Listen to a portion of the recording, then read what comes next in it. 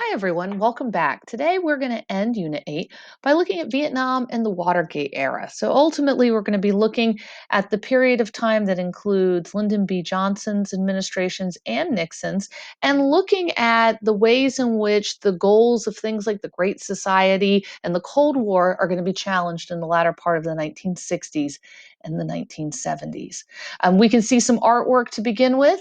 These are both by Herb Bloch, and we've seen some of his other work. He was the preeminent cartoonist of the 1950s through the early 1990s. And we can see in both of these images some of the challenges of the time period. So, a very typical picture that one might have seen in real fact, which would have been soldiers dealing with the jungle conditions of Vietnam. But in this case, it is actually poor Uncle Sam who's caught in this quagmire.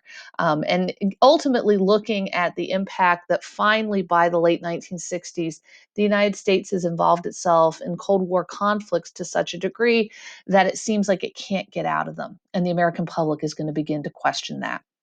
And then we can also see a very furtive Richard Nixon hiding behind the American flag and evidence of many of the things that he had done, that he was accused of, and ultimately led to his resignation and really changed for the American people. A view about the presidency. After Nixon, there was never really, again, a sense, at least through the modern era, where the public felt that they could really have trust and real faith in the White House, unfortunately. So, just to give you a sense of government spending, we see that this red line is the defense spending of the Cold War era. And by 1970, it is going to cross paths with spending for payments to individuals. So, ultimately, looking at these great society programs, some of the other ventures that are going to be social welfare in the late 20th century. And we had seen early on in the Cold War, the priority was defense spending. And with creating both a desire for more public spending, namely things like the Great Society programs, but also a continuation of the Cold War, the priorities of spending are going to change and be challenged in this time period.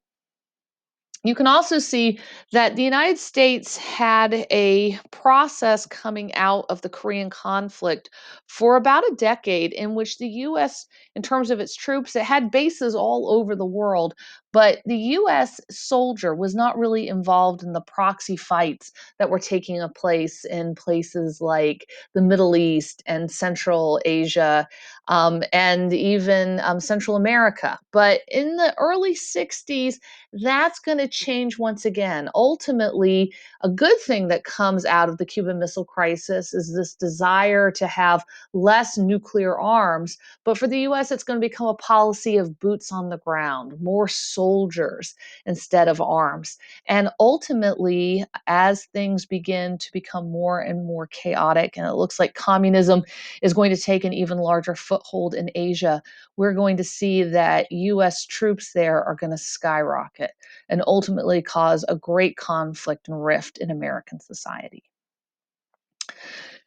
So, the image on my screen, this is how we see land west and south of China today. All of this area that is now North Vietnam, Laos, Cambodia, and South Vietnam, at one time, for more than 100 years, was a place called Indochina. It was a colony of France at a time when you saw much of China being carved up in spheres of influence in the late 19th century. The French decided to move slightly south and west and took this portion of the colonial world in the South China Sea. By 1954, the US is going to broker through the Geneva Accords. This is no longer going to be a colony of France, but it's going to be four independent nations, with the understanding that the dividing line of the 17th parallel, that there was a communist government emerging in North Vietnam, And the South Vietnam was going to be a capitalist nation with the support of the United States. And because there was an insurgency, there was a communist movement that was looking to extend and expand southward, we'll see the US become entrenched in this. But in 1954, the desire was ultimately to try to prevent communism. And the view was if you could end colonization, then you could have people have a democratic republic and they would be choosing laissez faire capitalism. They wouldn't see the value in a Marxist regime in opposition of a colonial one. Things didn't quite work out that way. But Lyndon Baines Johnson is going to inherit not only the dreams and aspirations of John F. Kennedy, that new frontier, and the programs that eventually will become the Great Society, but he'll take on his foreign policy. And in late 1961, Kennedy is going to be asked to lend peacekeepers, 500 troops, to help support South Vietnam because of an insurgency from the Viet Cong. Over the next 2 years, we're going to see that expanded to nearly 8,700 troops. And South Vietnam actually didn't want peacekeepers.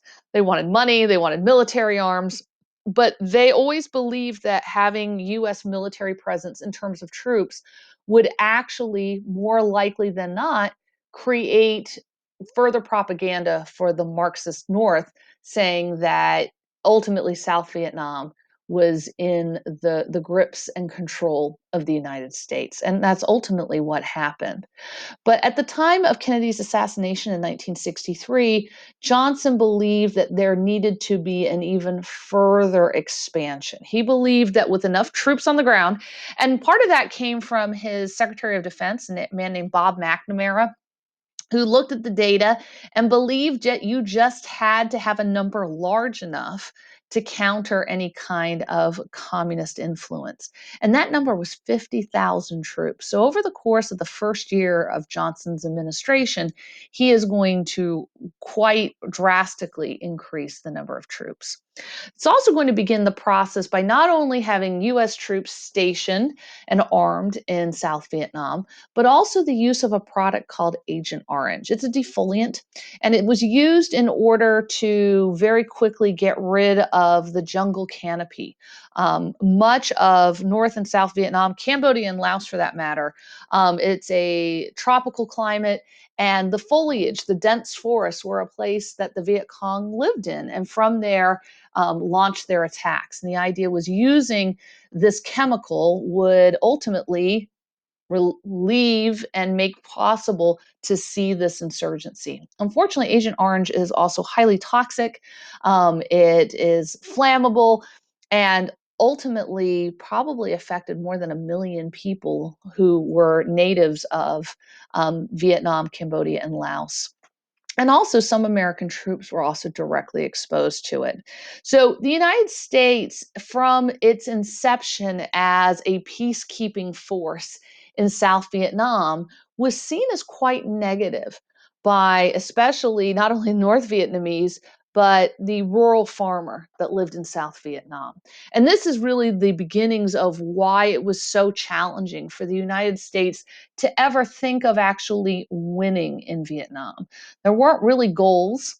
The only goal, if there was one, was to have the Viet Cong, this communist force from the north, cease to launch attacks on the South Vietnamese government.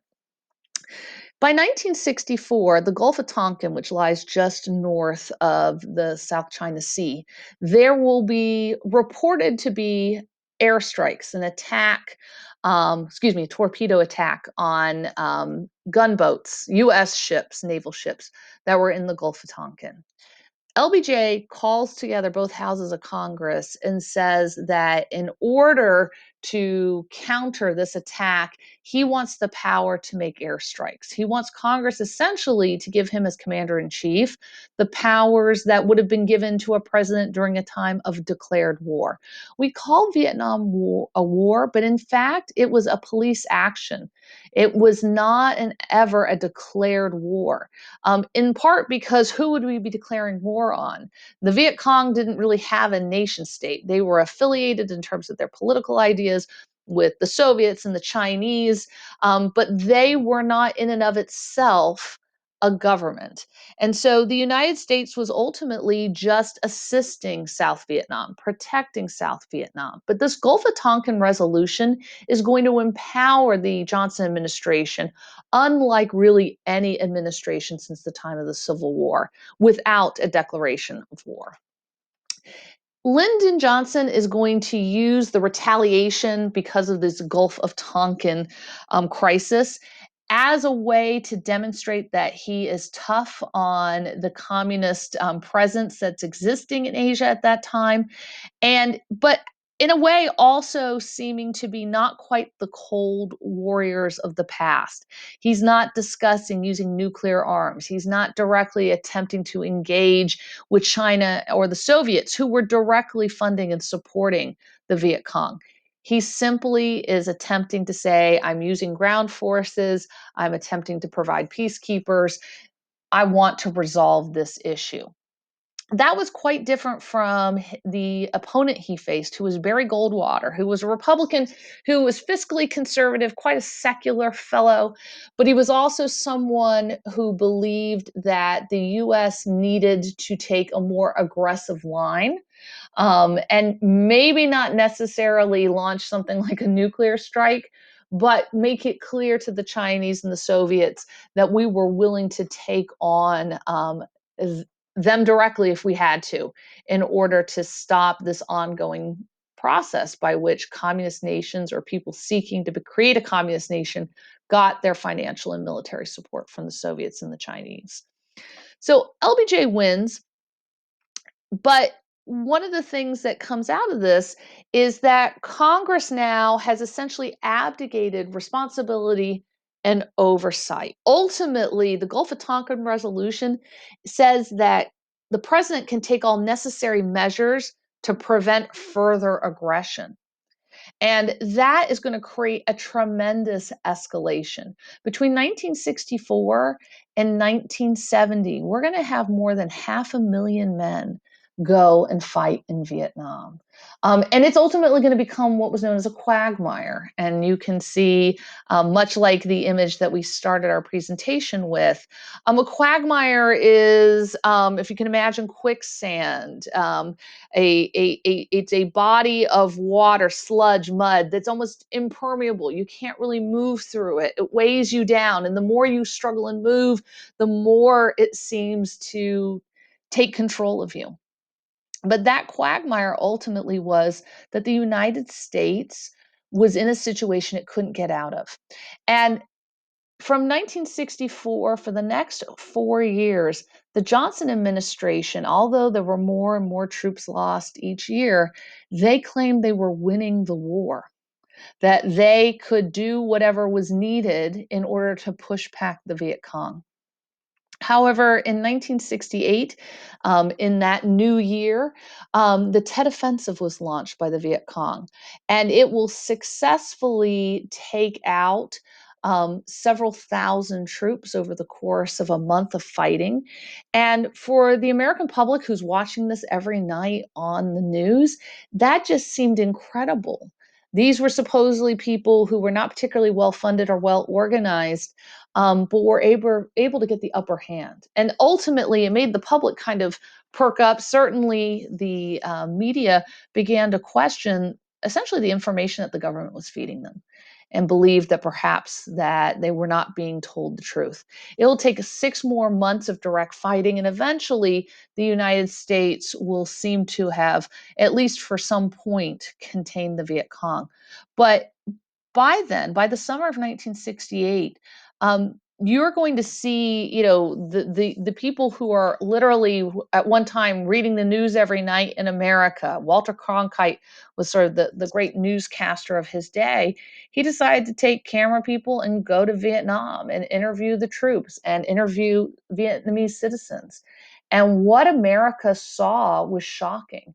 And he even came back and on the news editorialized and said, yeah, I don't think we've been told the truth, and we don't look to be winning the war.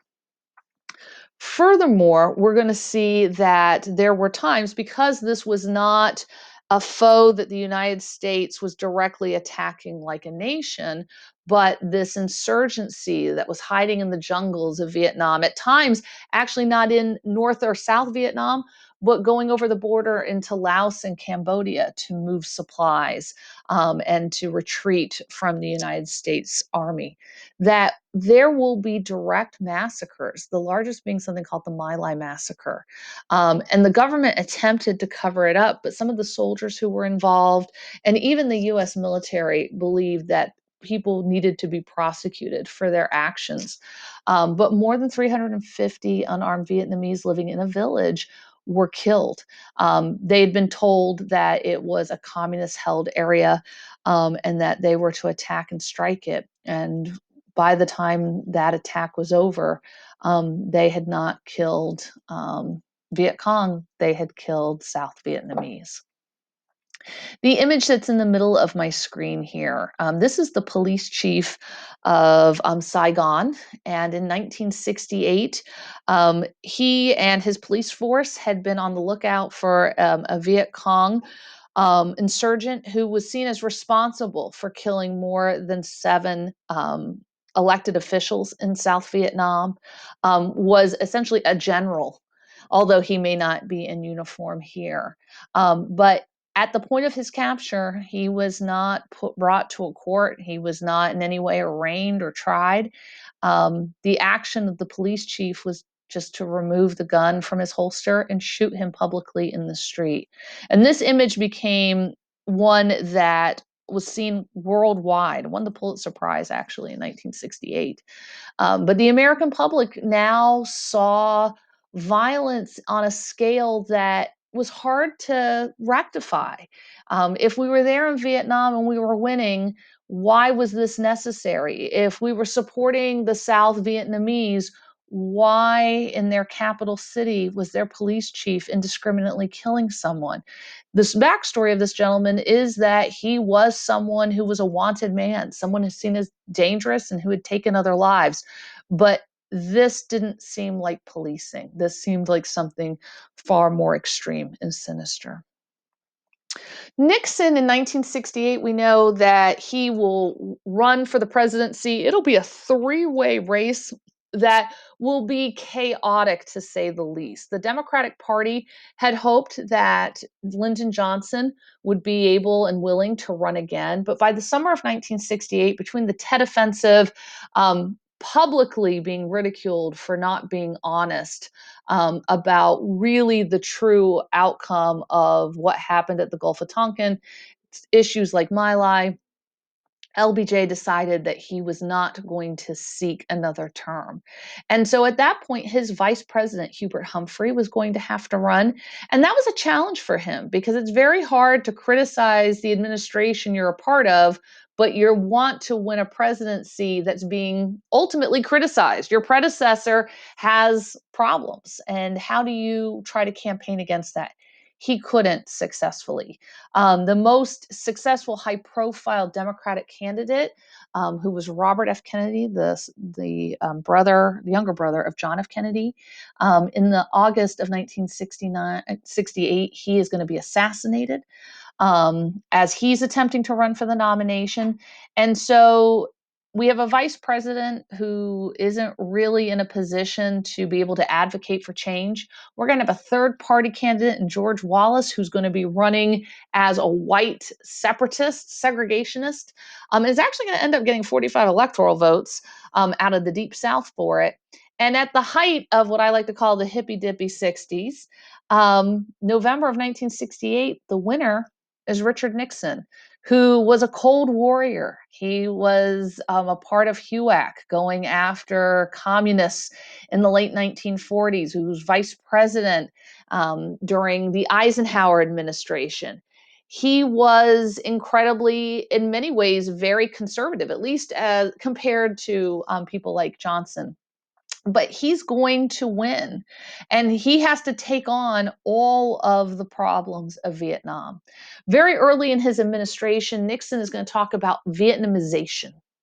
And what ultimately that was an attempt to sell to the American people that the combat troops that were there from the United States needed to be removed. And the South Vietnamese government was going to need to take on the responsibility of providing their own military force with US aid, but US troops would no longer be doing it. It's sometimes called the Nixon Doctrine, but Vietnamization is the word that Nixon used to describe it. And I think it's a good one to get a good sense of what Nixon was trying to do. So the public doesn't want the troops there. More than 45,000 men had been killed by 1969. Nixon says we're going to remove those people as quickly as we can. But he's also at the same time attempting to use the military to go after the Viet Cong in far more aggressive ways than Johnson ever did, and ultimately go into other countries like Cambodia, who were not at war with the United States. We had no reason to be committing airstrikes against that nation, but we did so in the name of that the Viet Cong and their allies were using the jungles of Cambodia as a cover and to support an insurgency moving southward up through South Vietnam. This will become public, and you will see that in the fall and spring of 1970, there is going to be widespread college protest over what is seen as an invasion.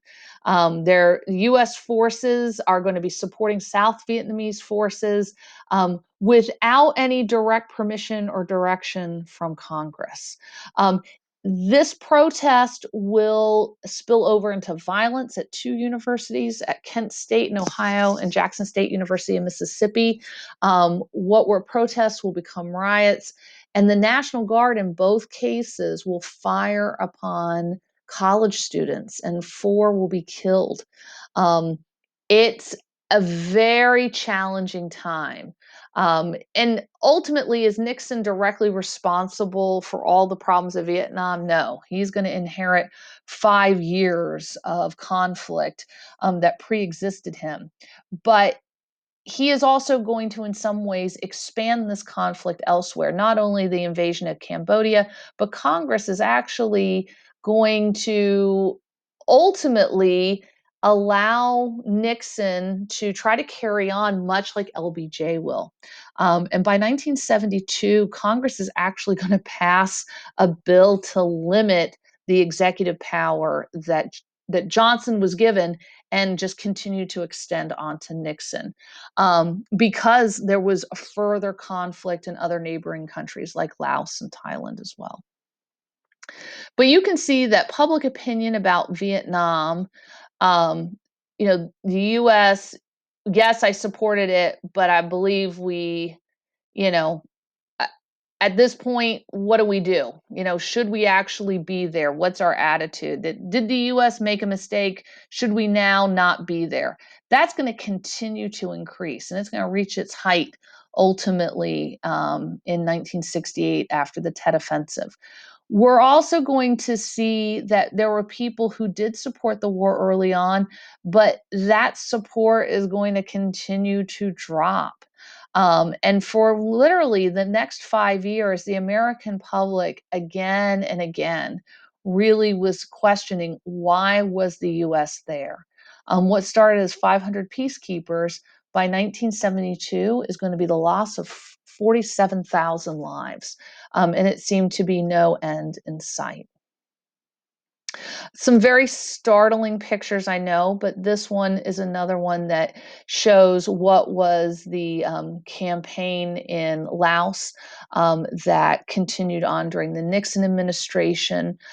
This child exposure to incendiary bombs has literally ripped her clothing off in order to prevent being burned. Nixon, as a foreign policy advocate, is still actually going to have some successes, but they're not going to be in Vietnam. They're going to come elsewhere, and they're going to have a very big impact for the next 4 decades. First of all, his Secretary of State, Henry Kissinger, is going to work in order to build some relationships. The big one is attempting to create normalized relations with China. And what our trade today with China begins in the 1970s with the Nixon administration. He's also going to seek out from the Soviets some type of arms limitation treaty, what becomes known as SALT I. But it ultimately was not only a limitation in not further building up arms, but it was also a strategic reduction as well. He is also going to be the founder of the EPA and OSHA. And we don't normally think of Republicans often as being champions of environmental concerns, but he will be an advocate for some type of government oversight, especially coming out of the work of people like Rachel Carson. He's also going to say that there needs to be an expansion of food stamps and Medicaid, aid for dependent children, AFDC, which was a program from the New Deal era. What we have had now since 1972, which are automatic increases in cost of living for Social Security. So, unfortunately, Social Security was created, and for its first 12 years, it had no actual increase in the payments, although obviously we have inflation. And so it was Congress every so often ultimately having to vote to increase cost of living. It's automatic now. But it was a way of basically acknowledging that Social Security was here to stay. Domestic policy wise, incredibly liberal. And foreign policy wise, trying to have detente with the Soviets, normalizing trade with China. These were things that conservative Cold Warriors from the Republican Party in the 1950s certainly weren't doing. So it was quite a departure. And these successes, even with the violence on college campuses in 1970 and 71, even with escalation of the war beyond Vietnam into Laos, Thailand, Cambodia, still Nixon is going to win in 1972. He's going to get 61% of the vote. That's tremendous. The Democrats are in disarray. And really are going to struggle after Johnson to try to put together a party that long term can control the White House and Congress. It'll take a long time before they are able to do all of those things again. So we're going to take a little bit of a departure, but when we speak about Watergate, it's important to understand that the press in the United States, so just thinking of newspapers, television, right? That was the press of the 1970s, that we take it for granted that we have this First Amendment to the Constitution that allows for the press, that ultimately the press, or as the French call it, the fourth estate, is a check on government power. Essentially, they have a job to do in which they are, in theory, letting the public know about what could be corruption in our government, which is important in a democratic society. That principle is an old one. It's actually one that comes out of colonial America long before the American Revolution. In 1733, a man named John Peter Zenger was a printer, and he would print in his newspaper stories about the politicians of the time. And there was a Governor Crosby who was doing things that were corrupt. Giving jobs out to friends, tax money was not well accounted for. And in printing these stories, Governor Crosby asked for him to be charged, and he was arrested. And when he was on trial, the evidence that he presented to the court was that everything that he presented was, yes, oppositional to the government, which at the time in England was a criminal offense. But the judge in this case said, since it was true, and even the governor admitted that he'd been giving out jobs to friends, and the accounting for taxation and what they were spending their money on was not what it should be, that a legal precedent was set. And that was that the press could print stories that would be unfavorable or oppose the government if they were true, as long as they were presenting material that was demonstrating truthfulness. It was not recreations, it was not things that were untrue. but ultimately had evidence that this would be acceptable. And if you think about it, 1733, that is going to be something that young attorneys, the John Adamses and the Thomas Jeffersons to come, that they're going to be taught in their legal studies that this is an important precedent. So when they go to write the Constitution and have that influence in our government, they're going to understand why that needs to be codified in some way. And so ultimately, the problems that Nixon's going to have with Watergate and with the press ultimately have their origins long before this country was created. The press, in particular, the New York Times and the Washington Post, are going to become the great foes of President Nixon.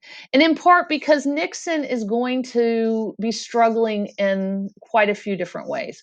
One is simply lack of transparency over Vietnam. The other thing is that we have an oil crisis in 1973, that OPEC, which is a consortium of oil producing countries, is going to limit production. And the United States hasn't really been refining and producing much of its own oil in the 1960s and early 70s. And part of it was punishment for the US's continued support of Israel, as it was seen as being a foe of other Middle Eastern nations.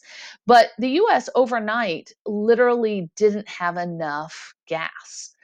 Cars were not fuel efficient. The average car in the United States got 11 miles to the gallon in 1973. And ultimately, Nixon is trying to juggle economic problems. And then he's got the press who's questioning his policies. And they certainly questioned Johnson, and it was apparent that Johnson had been untruthful. But Nixon, as well, was also covering up for the Johnson administration.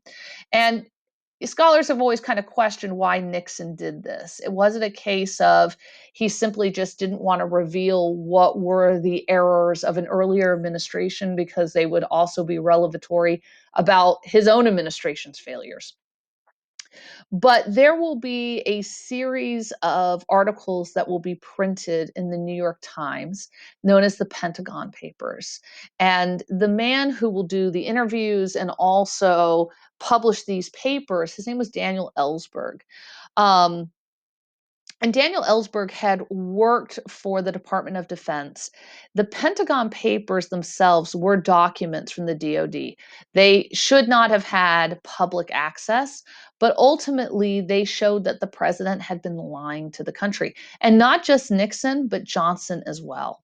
And Nixon went above and beyond to attempt to stop their publication. Only some had originally been published, there were more to come.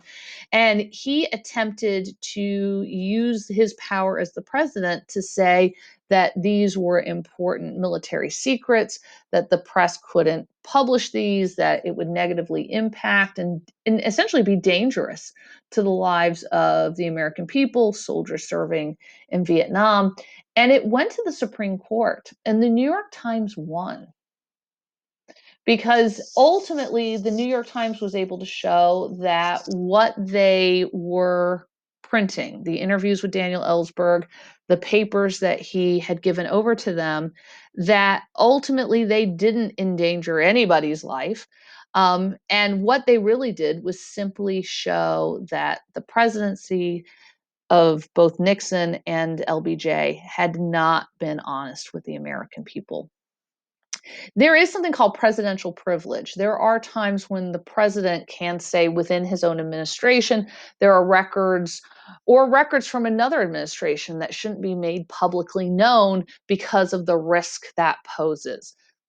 The Supreme Court didn't feel that the Nixon administration had a case in that circumstance.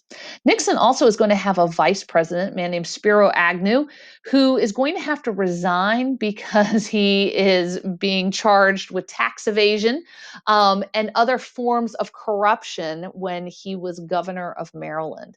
And so Nixon, with all of this, is going to select a young member of Congress from Michigan, a man named Gerald Ford, to become his vice president and attempt to use this idea of presidential privilege when once again the press comes after him throughout 1972 and 73. Vietnam will ultimately end in 1975 with the fall of Saigon. It will be a communist victory in South Vietnam. But between 1973 and 1975, the Nixon administration is going to attempt to create some kind of peace and try to have troop withdrawal from Vietnam. Um, Ultimately, try to get the United States out of this conflict. When it's all said and done, more than 58,000 Americans died. That will be far more than who will have died in the Korean conflict. It's on par with about half of the deaths by US troops during World War II. So, in a short period of time, much destruction. And North and South Vietnam are going to have a temporary peace ultimately in 1973 because soon after the US begins to leave, they are fighting. And the US ultimately will pull out in any type of representative fashion, basically close our embassy in 1975 when that whole area becomes communist. And unfortunately, communism, there will be the domino theory. Not only will North Vietnam and South Vietnam then become a communist country, but we will see Laos and Cambodia as well. And much of that has only been somewhat resolved in the last decade or so. Congress is also going to have to keep Nixon under control. It is apparent by the middle of 1973 that all of that power that had been extended to the commander in chief when it was Lyndon Johnson in 1964 should not have been, and that the US needed to really put some restraint upon this role of commander in chief. So the War Powers Act is actually going to limit the president's ability to wage war without congressional approval. Typically, what that means is that the commander in chief can send forces abroad if there seems to be a need. He gets 60 days from that point on if he wants to either increase troops that are there or keep the ones that have been sent. He has to get continued approval by Congress. But the idea of war, what does that mean? Well, we will have troops sent during the Gulf crisis. We're certainly going to see that happen again after September 11th in both Afghanistan and Iraq. And so ultimately, we're still somewhat in a gray area that US troops, there can be a large military contingent still sent by the president. It just can't be long term and as undefined as it had been during the Vietnam era. But ultimately, what is Watergate? Well, Watergate, in one way, is simply the paranoia and the excesses of presidential campaigning. In another sense, it speaks to what is and was a problem and a concern for even the founders, which was what happens when you have great power and you have people who are willing to do anything to keep it and to maintain it. So Watergate was and is, it's an apartment building and office complex in Washington, D.C. In 1972, it's where the Democratic National Committee had its headquarters. And during the presidential contest of 1972, which, as I said before, Nixon won by a landslide.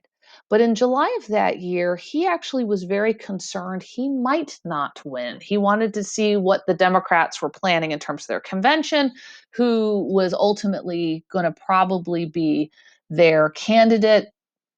And the committee to reelect the president, and I'm not making this up, it actually, they spelled it as CREEP, yes, creep, was run by a young attorney named G. Gordon Liddy.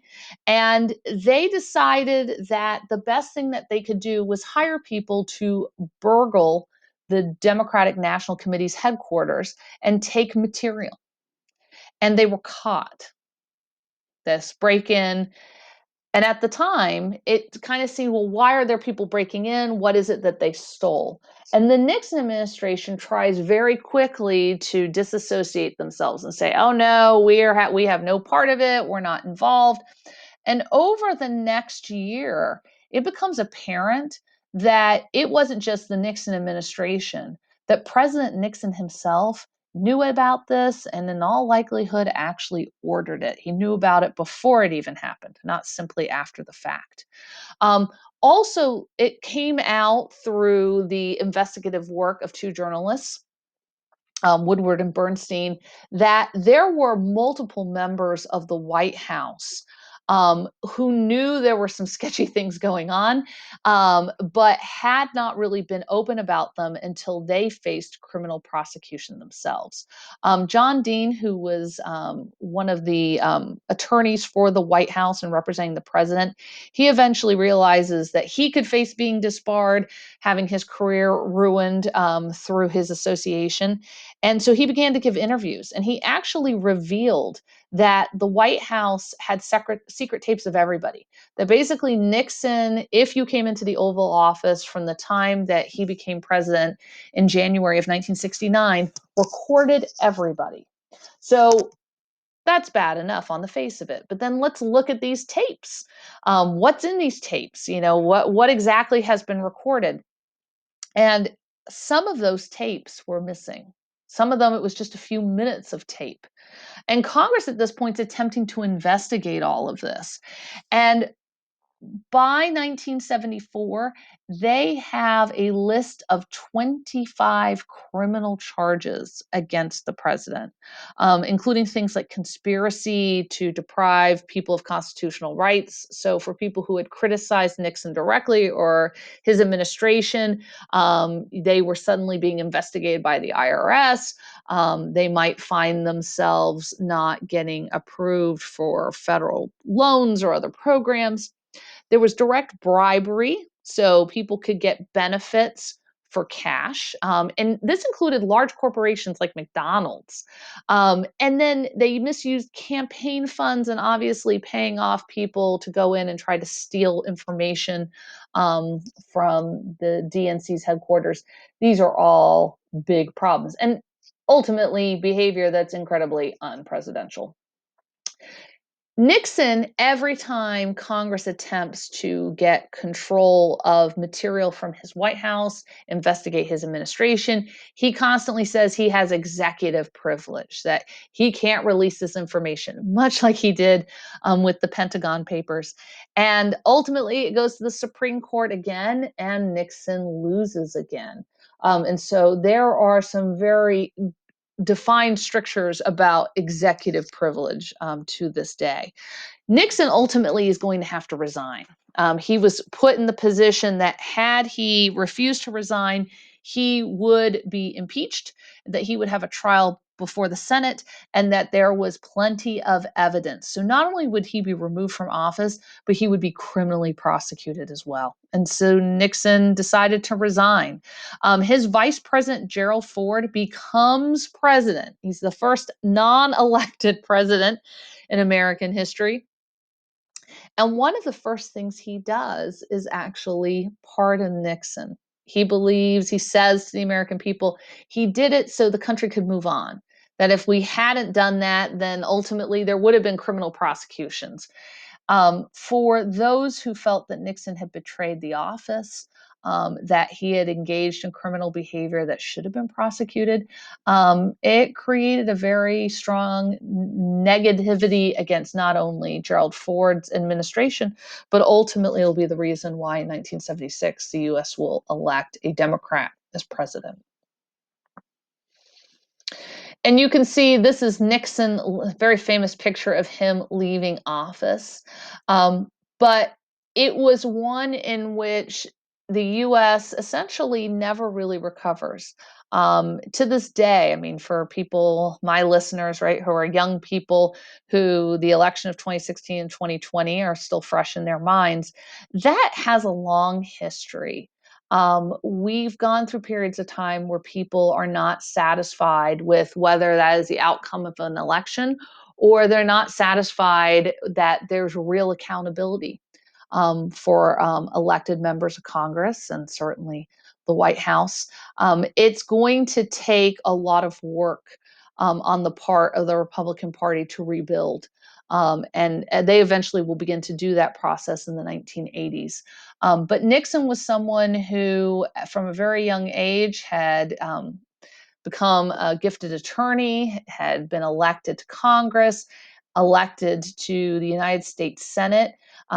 Before he was 40, he was vice president of the United States, although he lost the 1960 election, very close election to John F. Kennedy. He was an incredible writer, and he had achieved a lot as a politician. And considering that he won by such a large amount in both 1968 and 1972, it seems just very strange and just absolutely paranoid, the actions and behaviors that he was involved in, and what that ultimately will mean for the American people and their faith and trust in representative government. So, as we close out, something that I would ask you to consider, you go back, look at the presentation, but looking at Nixon himself, because Nixon, in terms of his foreign policy, his domestic policy, there are people who say it was a far more liberal agenda than a conservative one. That he was not, at least as president, conservative in the way that someone like Eisenhower had been. That's an interesting thing to pursue. But as we close out, just consider that as we look from World War II through the Cold War to the end of Vietnam, that we see a period of time in which America, for much of the 20th century, was attempting to be a part of the world. We were taking that, big stick philosophy of Theodore Roosevelt's and ultimately being police power over much of the globe. And that was not just simply something we did in World War I and World War II, but we'll see at other times like Korea and Vietnam that the US continued those policies. And for the most part, after World War II, they never really seemed to work out in the way that they had originally been intended. If it was to stop the spread of communism, if it was intended to encourage a capitalist ideology through much of the world, in that sense, the US, not a high note, not a great success in that endeavor, certainly not through the late 1970s.